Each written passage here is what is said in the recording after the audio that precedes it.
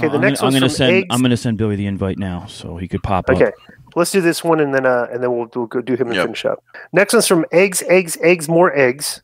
Subject is CM Punk versus Colt Cabana. I know you guys don't like to give him plugs, so I'll not give him the plug. But your YouTube guy had a clip of him doing an interview with Billy Body, and they were talking about AEW booking a CM Punk versus Colt Cabana storyline. Konnan and Disco, do you think that this is possible?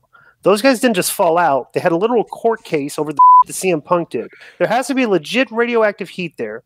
The AEW marks would eat it up because they think wrestling is a shoot anyway. Also, do you think the Punk would allow it? When you hear the full story, CM Punk comes across like the biggest in the world.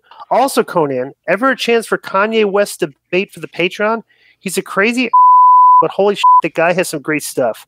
We don't take suggestions on debates, so I doubt we'll be having a Kanye West debate. So how much do you guys know about this lawsuit situation between the two of them? Let's hear it. So this is what I understand, like a broad view of it. I didn't study it or anything. When they had their court case against WWE, Punk kind of told Cabana, like, I got the costs, don't worry about it, and I'll pay for the lawyers. And whatever falling out they had led Punk didn't cover his side like he said he would. So Cabana sued him for that. This guy said he was going to pay for the lawyer and he didn't.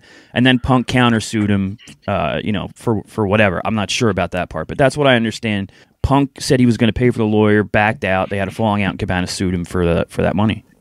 Well, really? I read something. It must have been a considerable amount of money that he would pay to sue him for. Yeah, 6 figures at least. Well, I did read something last week where Punk said something like, I went backstage and I made amends with a lot of people because I know that before I took this too serious, probably, I was being a because he said he went to Serena Deeb and he apologized to her.